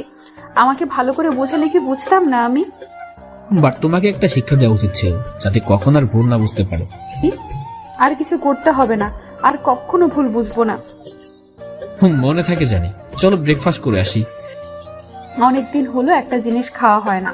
কি? না, বলতে পারবো না, করে দেখাচ্ছি। বলে নিধি আপু ধাক্কা দিয়ে আমাকে বিছানায় ফেলে দিল। তারপর আমার উপর শুয়ে পড়লো। কি করছো এসব? নিধি আপু আমার ঠোঁটে আঙুল দিয়ে চুপ করতে বললো। আপু বললো, কোনো কথা হবে না, আজকে যদি কোনো কিছুতে বাধা দেস তাহলে তোর খবর আছে। বুঝলাম না নিধি আপু আজকে এমন করতেছে কেন। নিধি আপু যখন আমার ঠোঁটের সাথে তার ঠোঁট মেলাতে যাবে তখনই বললাম, নানু তুমি কখন রুমে আসলে? এই কথা বলাতে নিধি আপু আমাকে ছেড়ে দিল। আমি ছাড়া পেয়ে দরজার সামনে চলে আসলাম। কই নানু? নানু আসে নাই তো। কুত্তা, তুই আমাকে বোকা বানালি। হ্যাঁ, পাগল হয়ে গিয়েছো তুমি। হ্যাঁ, তোর ভালোবাসা পাওয়ার জন্য পাগল হয়ে গেছি আমি। না ম্যাডাম, বিয়ের আগে এসব হচ্ছে না। কাছে আয় বলছি। আমাকে তো পাগল পাইছো। এখন না আসলে কিন্তু পরে তোর 12টা বাজাবো। ওকে, আমি নিচে চলে গেলাম। গেলে আসো। খাবো না আমি। ওকে, না খেলে। এ বলে আমি নিচে চলে আসলাম। নিচে এসে ব্রেকফাস্ট করে নিধি আপুর জন্য রুমে খাবার নিয়ে গেলাম। জানি রাগ করে আছে, এখন যদি নিজের হাতে খাবারটা খাইয়ে দিই তাহলে রাগটা চলে যাবে। আমি খাবার নিয়ে রুমে চলে গেলাম। রুমে গিয়ে দেখি নিধি আপু মনমরা হয়ে বসে আছে। আমি খাবারের প্লেট আপুর সামনে নিয়ে বললাম, খেয়ে নাও। ইচ্ছে নাই। প্লিজ খেয়ে নাও। 2টা শর্তে খেতে পারি। কি শর্ত? অনেকক্ষণ কিস করবি, তারপর নিজের হাতে খাইয়ে দিবি। পারবো না। ওকে, তাহলে আর কি, আমিও খাবো না। আমি আপুর কপালে আলতো করে আমার ঠোঁট ছোঁয়ালাম। আপু কেঁপে উঠলো। আমি এবার আপুর সামনে এক লপমা খাবার তুলে দিলাম। আপু খেতে লাগলো। আপুর খাওয়া শেষ হলে আমি খাবার প্লেট নিয়ে নিচে এসে আবার রুমে চলে আসি। নীল, চল বাইরে যাই। বিকালে এখন কি করব? আমার সাথে আড্ডা দাও। আমরা গল্প করতে লাগলাম। গল্প করতে করতে দুপুর হয়ে গেল। আমরা দুপুরে খাবার খেয়ে রুমে চলে আসলাম। আমি, নিধি আপু, হিয়া, লিমা সবাই আড্ডা দিতে লাগলাম। হিয়া, লিমা রেডি থেকে বিকালে বাইরে যাব। ওকে ভাইয়া। হিয়া সজীবকে আসতে বলল। ওকে। এরপর আড্ডা দিতে দিতে বিকাল হয়ে গেল। বিকালে সবাই রেডি হতে চলে গেল। কি পরবো? শাড়ি পরবা? নিয়ে আসি নাই তো। ওয়েট, আমি লিমার কাছ থেকে নিয়ে আসছি। আমি লিমার কাছে গিয়ে একটা নীল কালারের শাড়ি নিয়ে আসলাম।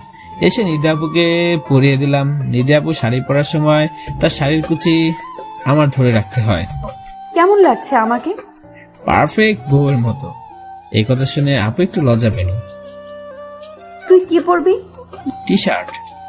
না, নীল পাঞ্জাবি পরবি, যাতে সবাই ভাবে আমরা কাপল। ওকে। এরপর আমরা রেডি হলাম। আমি আর নিধি আপু নিচে চলে আসলাম। বাট হিয়া আর নীলার কোনো খবর নেই। এদের সাজতেই তো সারাদিন লাগে। বাট নিধি আপু কখনো মেকআপ করে না। আমার বারণ আছে। হিয়া, লিমা আসলো। আমরা নানু আর মামুনিকে বলে বেরিয়ে পড়লাম। আমি ড্রাইভ করছি, নিধি আমার পাশে ছিটে, হিয়া লিমা পিছনে। হিয়া, সজীব কোথায় থাকবে? ভাইয়া রেস্টুরেন্টের সামনে। ওকে। এরপর রেস্টুরেন্টের সামনে গিয়ে গাড়ি পার্ক করলাম। আমরা গাড়ি থেকে নেমে গেলাম। দেখি সজীব দাঁড়িয়ে আছে। সজীব আমাদের দেখে আমাদের দিকে আসতে লাগলো। ওই, ও তোর ফ্রেন্ড সজীব না? হ্যাঁ আপু। তোর সাথে ওর কোথায় দেখা হলো? সজীব হিয়ার বয়ফ্রেন্ড। ও আচ্ছা, তারপর সজীব আমাদের কাছে আসলো। এই নীল, এটা নিধি আপু না? কেমন আছো আপু? আলহামদুলিল্লাহ ভালো, তুমি? আলহামদুলিল্লাহ ভালো। আমার কথা মনে আছে আপু তোমার? মনে থাকবে না কেন? আগে নীলের সাথে আমাদের বাসায় অনেক গেছো। এখানে দাঁড়িয়ে কথা বলবে নাকি কোথাও যাবে?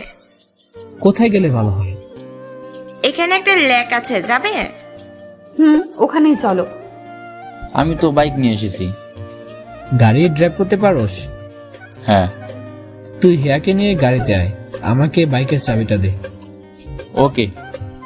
এনে গাড়ির চাবি। আগে যা, আমরা পিছনে আসছি। আচ্ছা। ওরা যেতে লাগলো। আমি নিধি আপুকে বাইকে বসতে বললাম। আপু বাইকে বসলো। বসে অনেক শক্ত করে ঝরে ধরলো। আপু একটু আস্তে ধরো না। না, তুই অনেক স্পিডে বাইক চালাস। আস্তে চালাবো আজকে। যেভাবেই চালাস আমি আস্তে ধরতে পারবো না। আর কথা বাড়লাম না, বাইক চালানো শুরু করলাম। আস্তে আস্তে বাইকের স্পিড বাড়াতে লাগলাম। নিধি আপু আরো শক্ত করে জোরে ধরলো। আমরা লেকের পাহাড়ে চলে গেলাম। আমরা অনেকক্ষণ আড্ডা দিয়ে বাসায় চলে গেলাম। বাসায় যেতে যেতে সন্ধ্যা হয়ে গেল।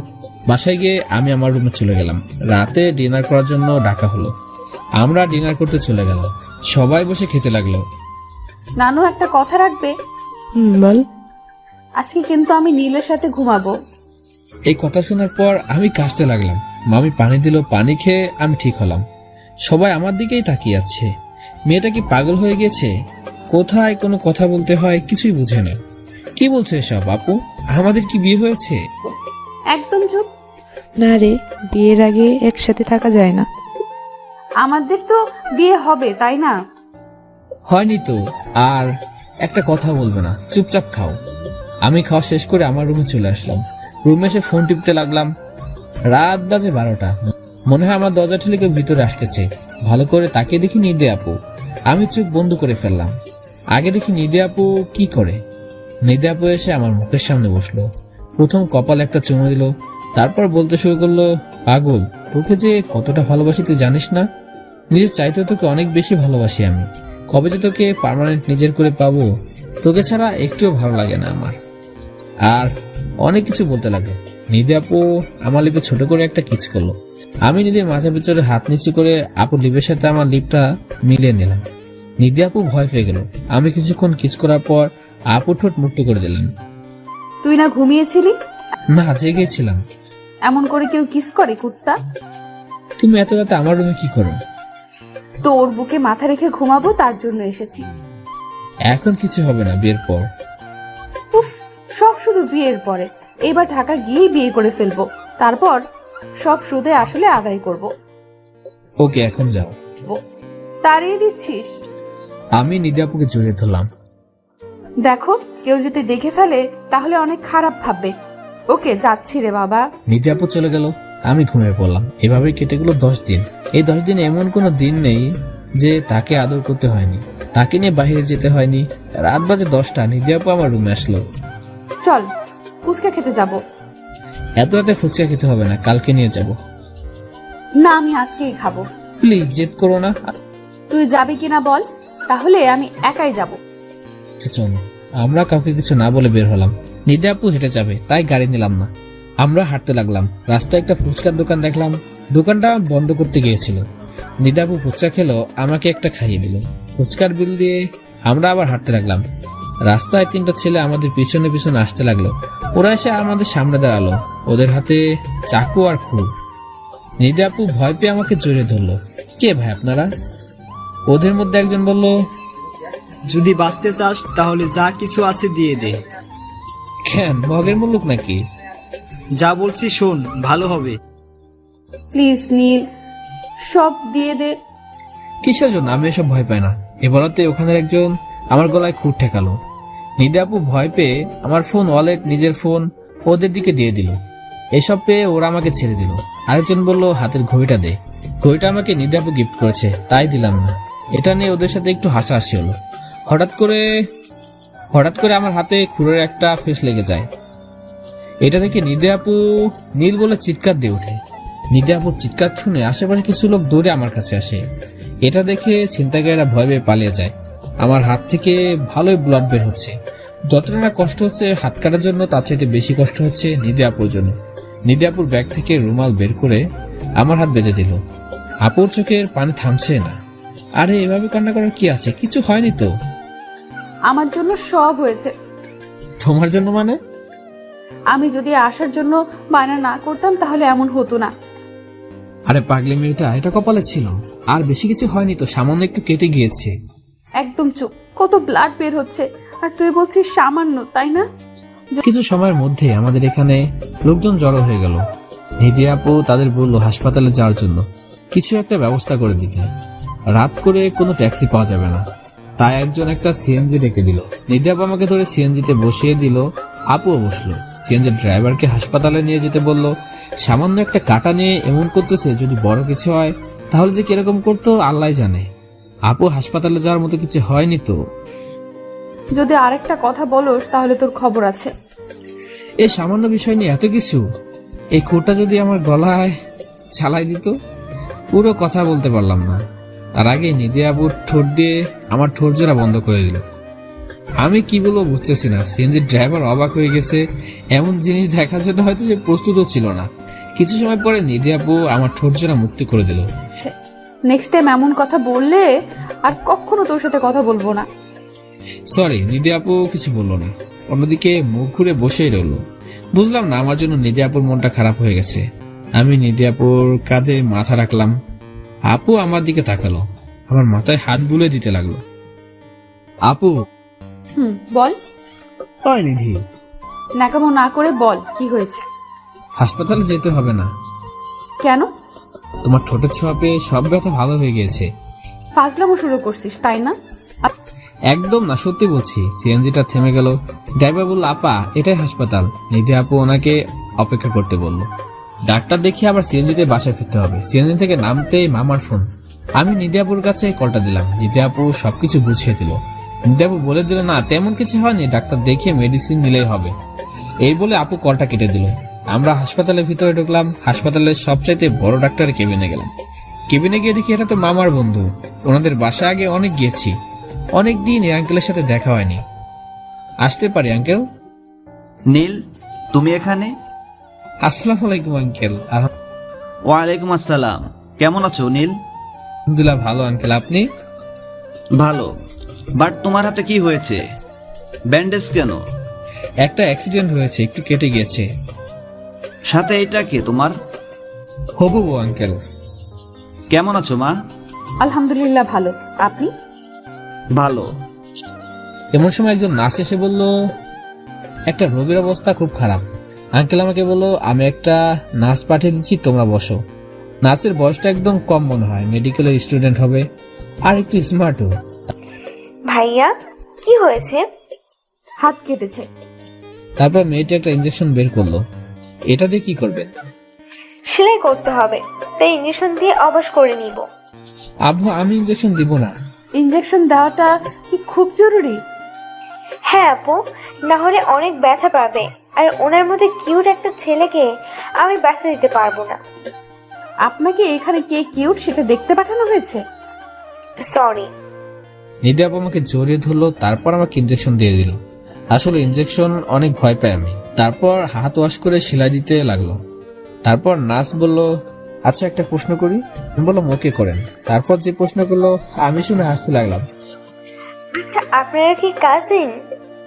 বাট আপনাদের ব্যবহারে তো তা মনে হচ্ছে না। আসলে নিধি আপু আমার চাচাতো বোন এবং হবু বোন।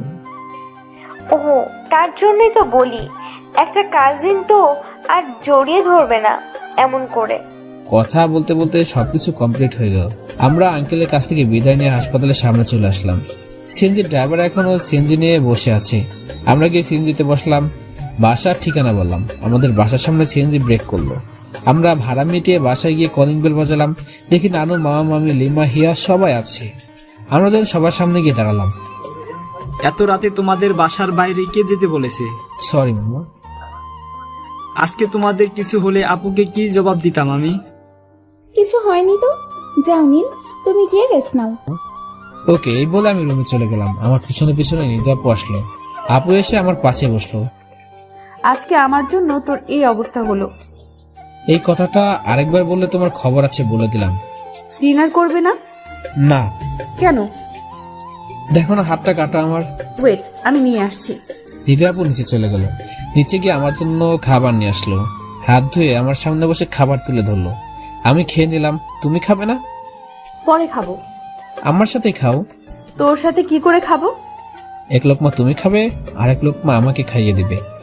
ওকে। এভাবে আমাদের খাওয়া শেষ হলো। খাওয়া শেষে নিধি আপু প্লেট নিয়ে নিচে চলে গেল। আবার রুমে এসে আমার পাশে বসলো। অনেক রাত হয়েছে, রুমে চলে যাও।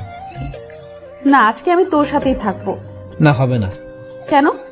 যদি আমি কিছু করে ফেলি? আমি তো এটাই চাই, আর তোর জোর করতে হবে না। তুই চাইলে এমনিতেই হবে। পাগল হয়ে গেছো তুমি? কেন? সব মেয়ে তার ইজ্জত রক্ষা করতে চায়, আর তুমি কিনা। তুই তো আমার স্বামী। বাট হবু স্বামী। ফের এক কথা, দাঁড়া তোর ব্যবস্থা করতেছি। এই বলে আপু আমার মোবাইলটা নিল, নিয়ে আম্মুর নম্বরে কল করলো। আম্মু কল রিসিভ করলো। কেমন আছিস নীল? ছোট আম্মু, আমি নিধি। হ্যাঁ মামনি বলো। ঢাকা আসলেই আমাদের বিয়ে দিয়ে দিবে।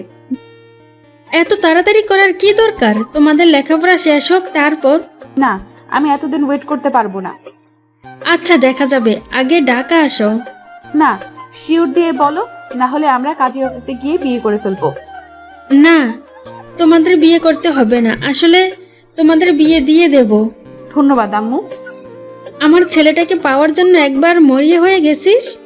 কি করব বলো, তোমার ছেলেকে ছাড়া যে কিচ্ছু ভাবতে পারি না। আচ্ছা নীলের কাছে দে। ওকে। এরপর আমি আম্মুর সাথে কথা বলে কল কেটে দিলাম। নিধি আপুকে রুম থেকে বাহির করে দিয়ে আমি দরজা লাগিয়ে দিলাম। আমি সাধারণত রুমের দরজা লক করি না, বাট গতকাল রাতের মতো আজকেও রুমে আসতে পারে। আমি ঘুমিয়ে পড়লাম। কালকের পরের দিন আমার জন্য একটা স্পেশাল দিন। কালকে অনেক কাজ বাকি আছে। সকালে দরজা ধাক্কানোর শব্দে আমার ঘুম ভেঙে গেল। ধাক্কাচ্ছে তো ধাক্কাচ্ছেই, থামার কোনো নামই নেই। এটা নিধি আপু ছাড়া কারোর কাজ না। একরাশ বিরক্ত নিয়ে দরজাটা খুলে দিলাম। খুলে দেখি নিধি আপুই দাঁড়িয়ে আছে। এত সকালে ডাকতেছো কেন? কয়টা বাজে খেয়াল আছে? হ্যাঁ, 9টা বাজে। এখনো তো সকাল। তা নয় তো কি। ফ্রেশ হবি না? হুম। একা একা পারবি না। এরপর নিধি আপু আমাকে নিয়ে ওয়াশরুমে চলে গেল। ফ্রেশ হয়ে ওয়াশরুম থেকে বের হলাম। নানু, মামা, মামি রুমে আসলো। এখন কেমন আছি এসব জেনে সবাই চলে গেল। নিধি বলল আমি এখন যাই, 30 মিনিট পর খাবার নিয়ে আসবো। নিধি চলে গেল। হিয়া আর লিমা রুমে আসলো। এখন কি অবস্থা ভাইয়া? ভালো। একটা কাজ করে দিতে হবে তোমাদের দুজন। কি কাজ? তারপর আমি সবকিছু বুঝিয়ে বললাম। ওরা রাজি হয়ে গেল। নিধি আপু রুমে চলে আসলো। রুমে এসে আমাকে খাইয়ে দিল। এভাবে দুপুর হয়ে গেল। দুপুরে খাবার খাইয়ে দিল নিধি আপু। আচ্ছা, কালকের দিনের কথা কি তোর মনে আছে? কেন, কালকে কি হয়েছিল? সত্যি জানিস না নাকি ফান করছিস? কালকে কি তোমার নানার জন্মবার্ষিকী নাকি? এরকম স্পেশাল একটা দিন ভুলে গেলি? আচ্ছা, কি হয়েছে বলবা তো। আর কালকে কি? কিছু না। নিধি আপু রুম থেকে চলে গেল। কালকে নিধি আপুর জন্মদিন। আপু ভাবছে সত্যি সত্যি আমি ভুলে গেছি, তাই মন খারাপ করে চলে গেল রুম থেকে।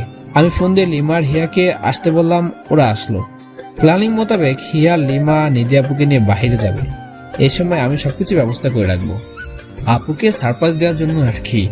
নিধি আপু বাইরে যেতে চাইল না, বাট হিয়া, লিমা অতিরিক্ত জোরাজোরি করার কারণে সে গেল। আমি এদিকে সজীবকে কল করে গাড়ি নিয়ে আসতে বললাম। এরপর আমরা মার্কেটে চলে গেলাম, প্রয়োজনে সবকিছু কেনাকাটা করে বাসায় আসলাম। ছাদে চলে গেলাম। আমি আর সজীব ছাদে গিয়ে ফার্স্ট ছাদে লাইটিং করালাম। আস্তে আস্তে সবকিছু শেষ করলাম।